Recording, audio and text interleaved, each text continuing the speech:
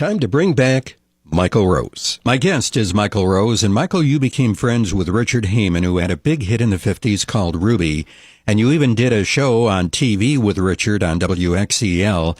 Can you tell us about that? WXEL asked us to do a fundraiser for them, and I thought it would be wonderful if I could have Richard make a guest appearance on the show. I asked Richard, we had been playing golf, and Richard had been coming to many of my concerts, and I had been going to his, so we had a friendship for a while before that particular show. And Richard, of course, agreed that he'd like to do it, and I said, we could have some fun doing that. And knowing that Richard's recording of Ruby was a platinum recording, I thought that would be exceptional.